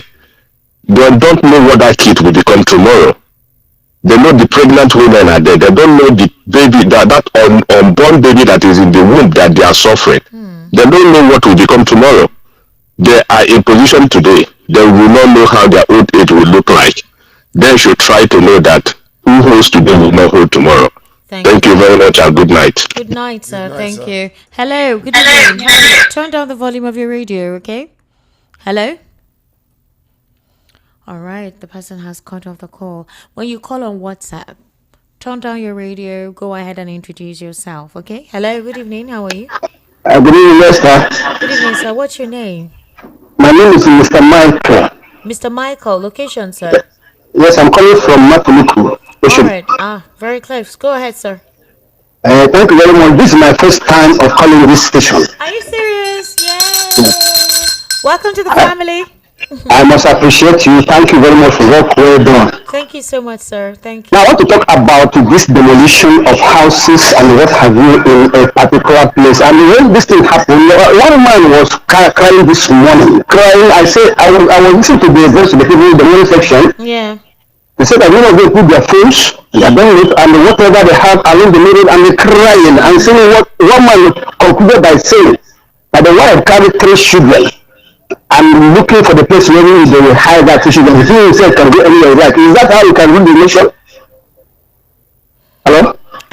We're listening to you, sir. We're listening. As I'm talking to you, I am not very much happy, but I know that we are praying for this nation, and I believe God that things must have a change, and God is going to answer the prayer of the people of God. Amen. Amen. God bless you. Thank you very much. Thank you so much.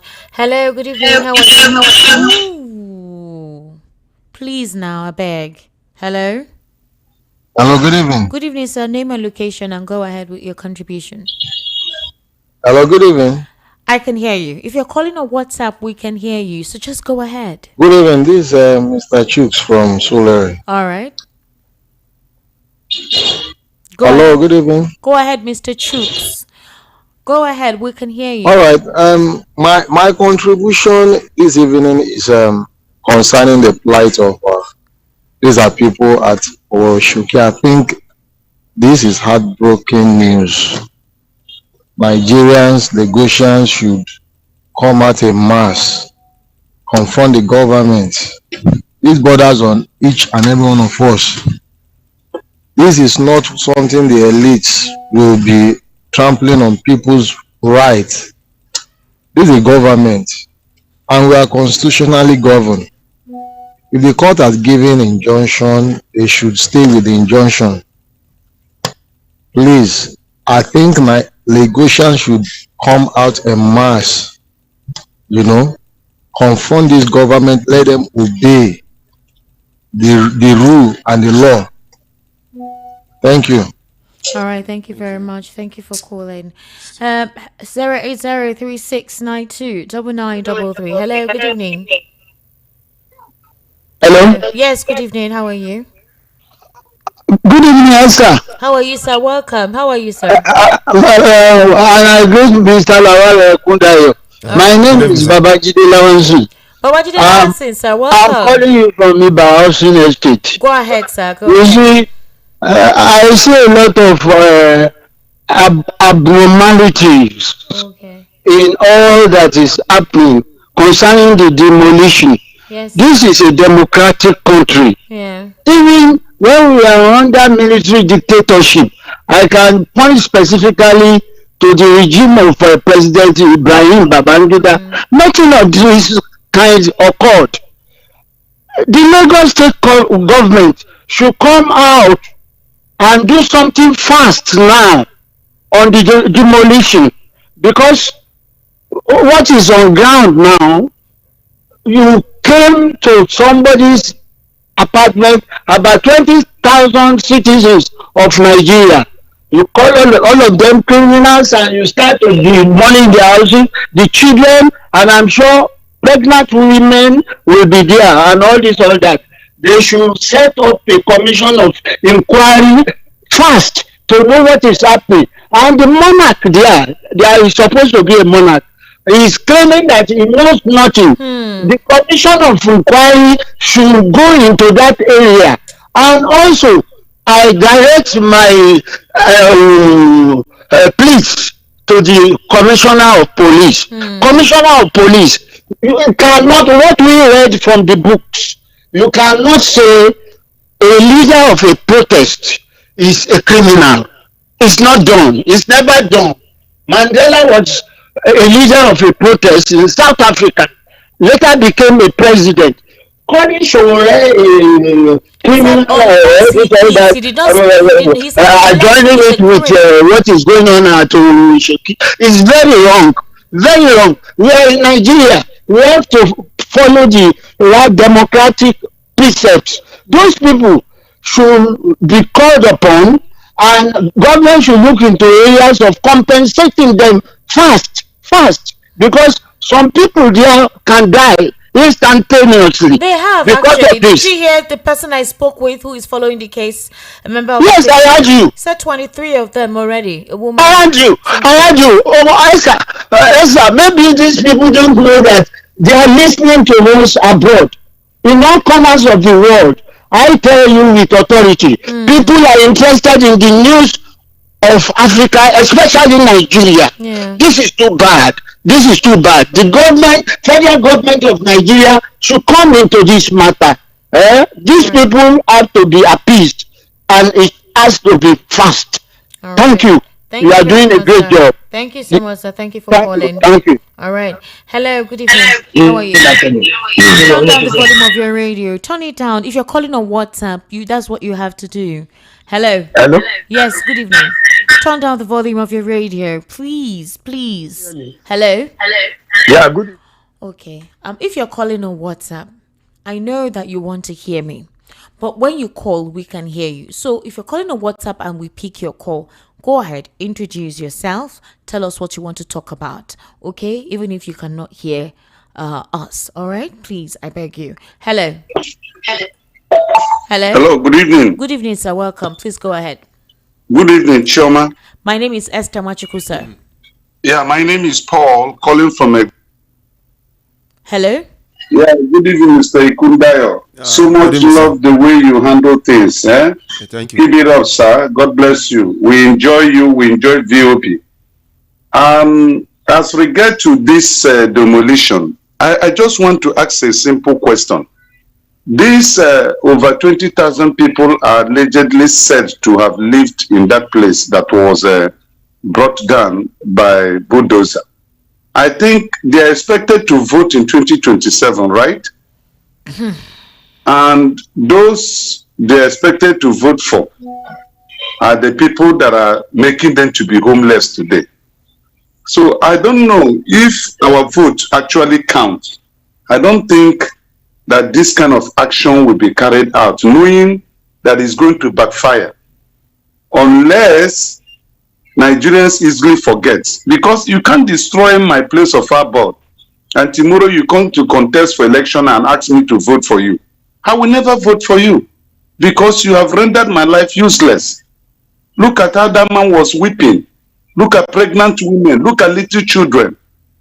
I mean, it is only in this part of the world that you see that leaders do not consider the job subjects. They just do anything they want to do and damn the consequences. Perhaps, maybe not Nigerians that put them in that position.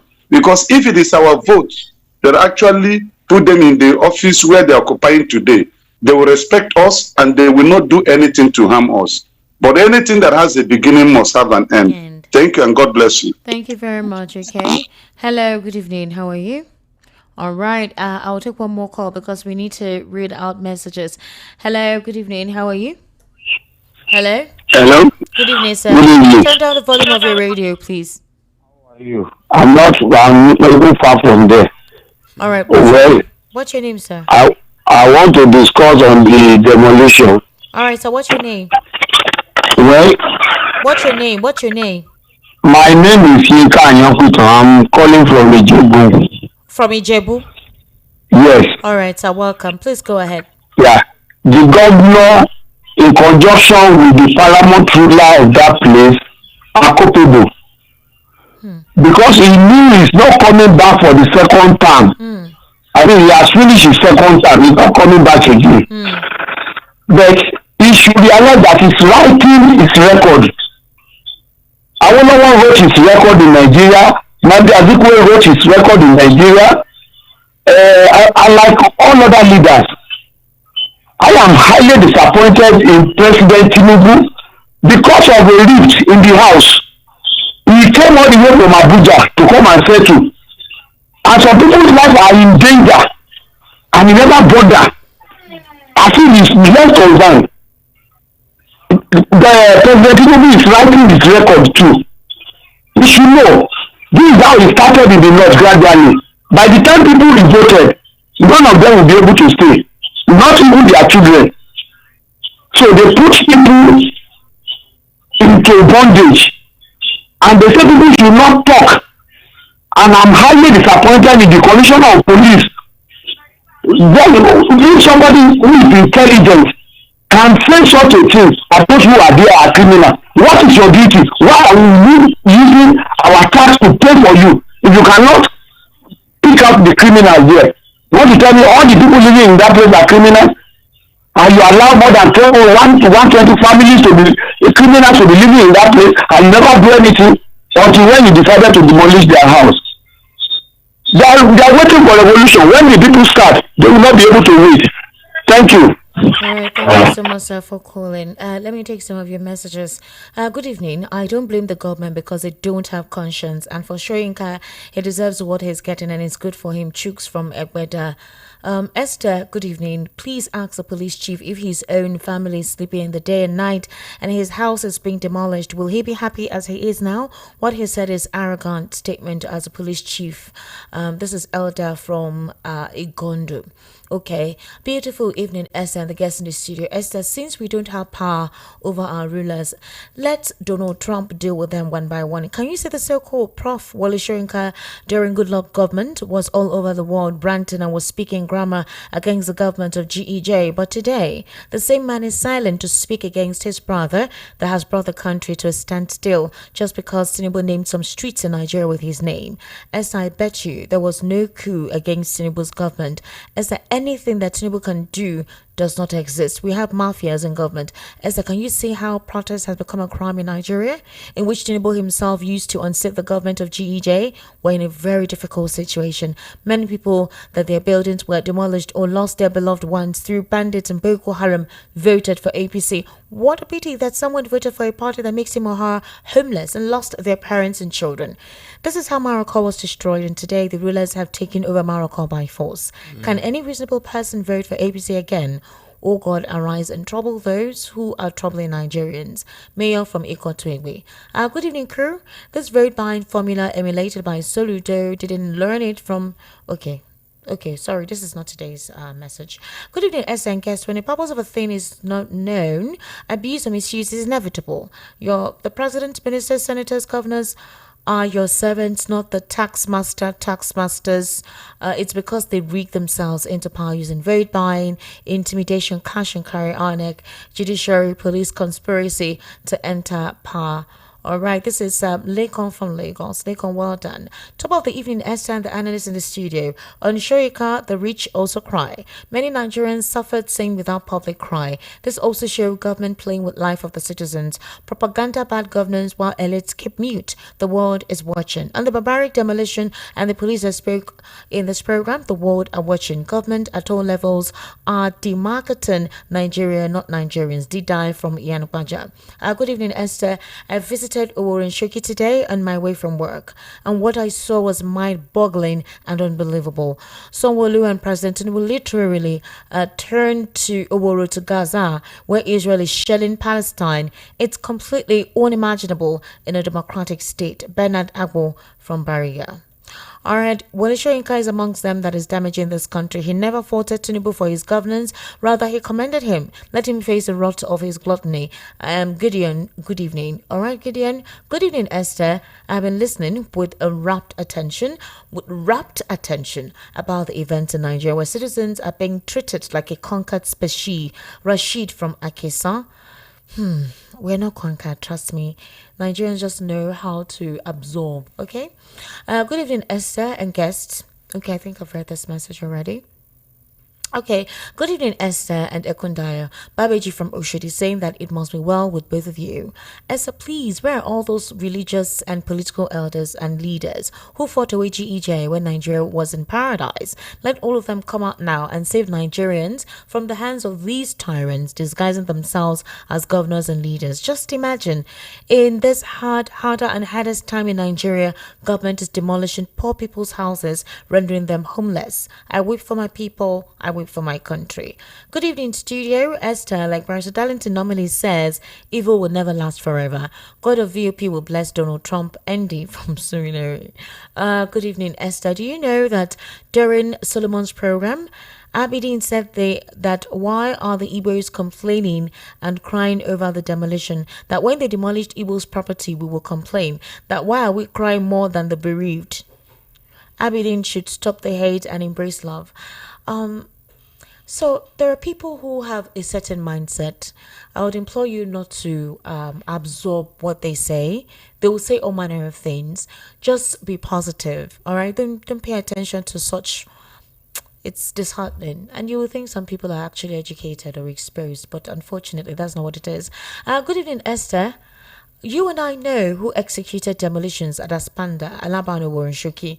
Tinubu is doing well. Both the courts and the police is properly controlled. Soyinka protested against Jonathan. Now he's keeping mute. About Tinubu, you think America is blind? Let him tear his card like he promised Don Joe from Ijesha. All right. Good evening, Esther and dear guest. On Prof's visa ban, what do we need the American visa for? To hell with America and their visa. Prof is over 90 years. He should be playing with his grandchildren by now in his home. He doesn't even need the visa, by the way. On demolition, I don't blame Lagos State government. When you allow one man to dictate who gets what? Otherwise, if the election is competitive, do you expect APC to be ruling Lagos by now? Next year, they will collect 10 kilograms of rice and vote for them. May God help Nigerians. Online Chief from Ayobo. Good evening, Esther, Mr. Kunda and VUP family. Soyinka's voice died after 2015 election when he ganged up with politicians with questionable character to grab power. Since then, has Nigeria fared better? After 2023 election, Soyinka became Tinubu's post-election PIO, talking down on Peter Obi at any public forum. He is called to speak, even in South Africa. I stand with the Worishoki people. Amechi from Mafoluku. Esther, good evening. I have never seen a country like this. Evil leaders everywhere. Esther, I'm praying that before this year runs out, American president should ban all the so-called leaders, chooks from Isheri.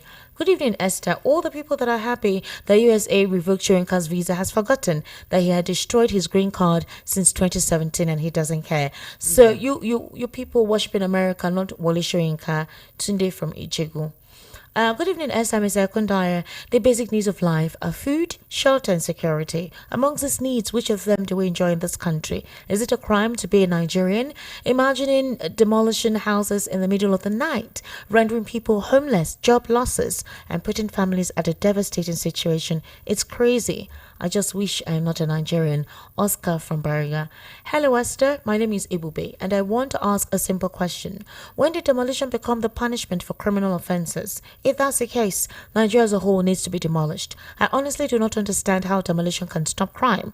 I want to know if the government is responsible for the demolition or some people. Who are these people? Where are they from?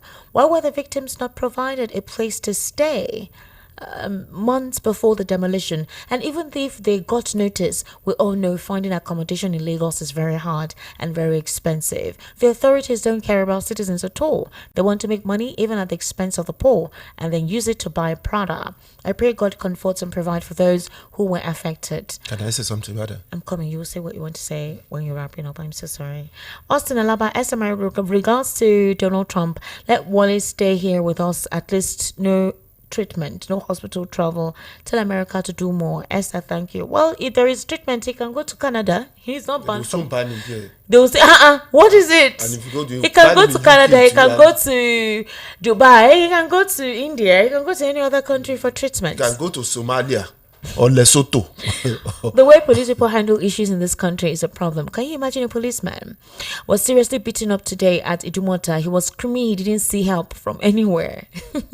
As for Wole Soyinka, he's a disgrace to Nigerian professors. Good day, Peter. Please, nobody should beat up policemen. Oh, I beg. Because good evening, Madam Esther, and your guest in the studio. My name is Monday from Ejigbo. The whole of this is getting out of hand. Trade fair is for federal government. When they demolished it, the federal government has not said anything. Now, Ronsheki is now demolished. Lagos State government is silent. God help Nigeria. Okay, good evening, Esther. I am Mr. Ayadeji Adewale from Oshodi. One, always say that international communities are always observing and listening with all injustice, atrocities Nigerian government and politicians are doing, and all Nigerian professors, elites, and former retired military and president refuse to challenge. That's why they are giving many Nigerian elites and politicians international disgrace, and more disgrace is still coming. If Tinubu mistakenly goes to the last United Nations meeting, oh God, this is your message. Esther, Mr. Akunda, I agree to you. It seems this government derives joy in seeing Nigerians in pains and tears with all that's happening. My prayer is, may we never hear fellow Nigerians one of these days. The government should stop treating its citizens like an outcast where is their empathy? Amma from Ogun State. Good evening to VOP. Good evening to you. To vote President Tinubu and the APC government is a consensus. The governors have become the problem and must be stopped by the people. Look, only the governors that participate to justly pay Tambuwal against a Wike at some party primary and President Tinubu and the APC in 2027 elections are worthy of return votes from the people. Otherwise, all the governors must be voted out for supporting the aid to their plan to capture the people they're meant to show direction. Tochiko Adelis Thompson from Obanikoro. Good evening, Esther. Oh, thank you so much. Thank you. I sincerely do appreciate your compliment. Thank you. Good evening, Esther. Mr. Lawal. Injury to one, they say, is injury to all. When trade fair and festac properties were demolished, some persons did not bother because it affected a particular set of people in Nigeria, and as such, they are not bothered. Peter Obi visited the sites and even released statements asking Lagos State government to stop those demolitions. Peter Obi stressed that at this critical time of economic hardship in Nigeria, building houses are very expensive. So government should stop destroying and displacing people from their homes and businesses. As for Wole Soyinka and the visa restriction, it's not restriction, no. permanently banned. Maybe after Donald Trump's administration. It's obvious his utterances during U.S. election campaign and his support for Tinubu's government, which Trump's government perceives as anti-people, and silent on Christian genocide in Nigeria is a reason for his visa revocation. TC from Ojo. Good evening, Esther. Mr. Akundaya, what happened to Wole Soyinka serves him right. He was among those who protested against Jonathan. All right. Okay. Good evening to you all. Good evening. Well, I just want to briefly hint about Wole Soyinka. In fact, I can say he's not a man of the world. He said he was invited to America. What is he looking for in America again after public pronouncement against Trump? I'm not surprised anyway. He eventually exhibited the same against Jonathan's administration, spearheading bad belly protest. Honestly, I never knew he still exists in Nigeria again. Or maybe not because Tinubu they rule. It's shameful indeed. Olamide from Ajasa Command. Good evening, Esther and the analysts in the house. Can you imagine the great disaster awaiting this country if state police is approved? Every opportunity in Nigeria is abused. Potter's Vibe from Alakoko.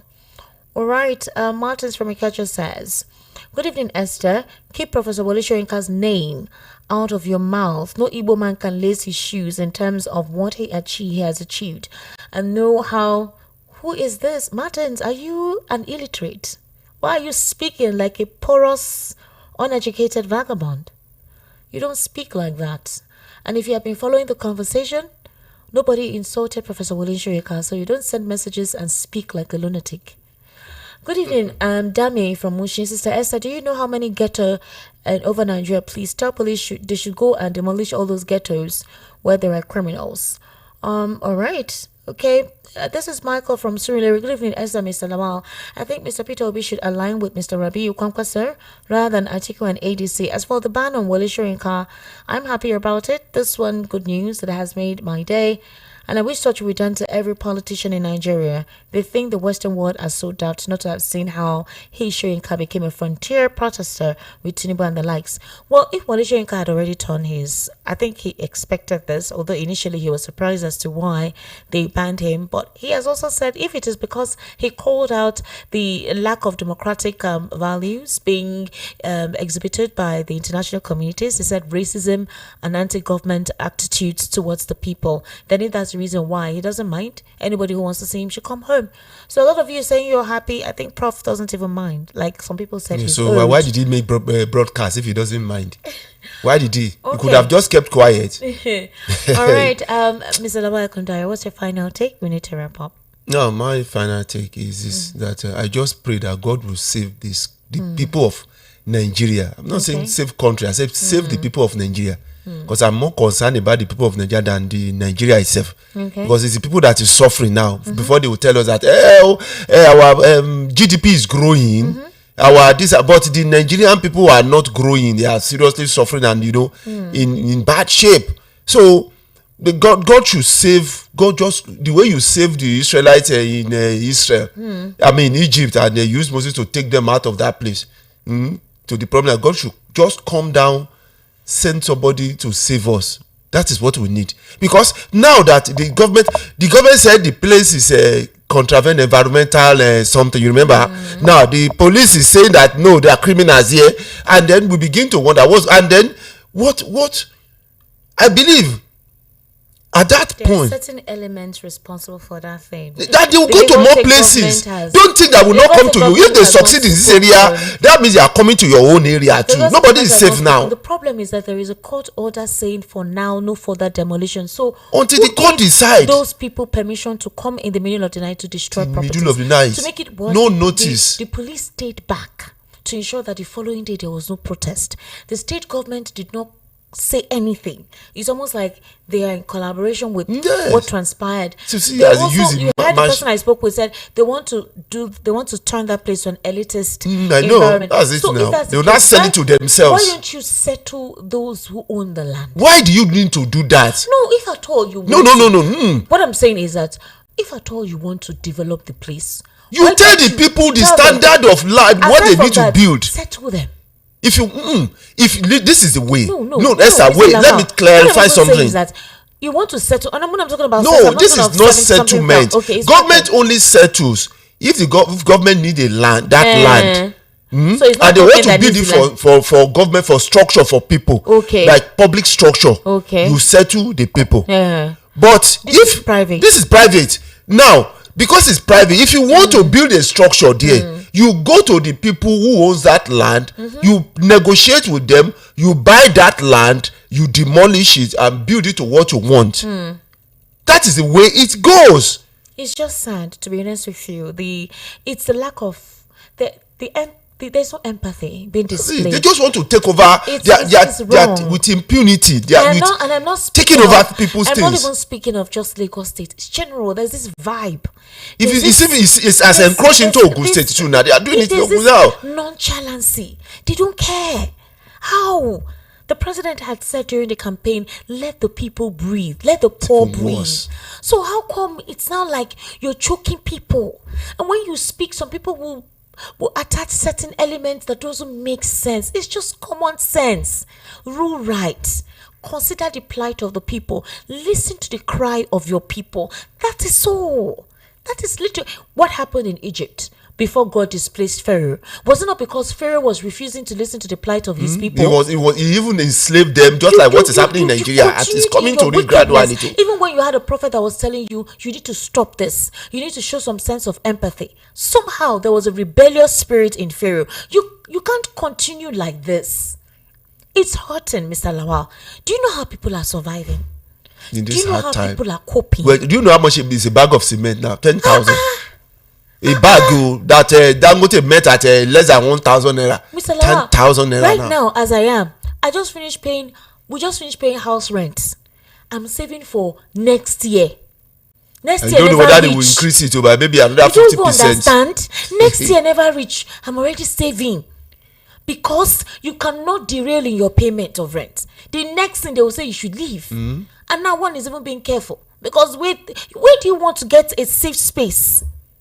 So when you see people toiling, working hard, you now make all their hard work nothing. It's not right. Please, government, I beg you. Stop politicking. Just do your job. Take care of the people. I beg.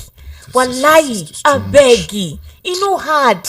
Because just go to all right, ladies and gentlemen, we'll see you tomorrow on the evening rush. Please take care of yourself. Help anyone you know you can help. People are suffering. People are really suffering. I beg you. If you have, please help. If you can share, please share. Please be your neighbor's keeper.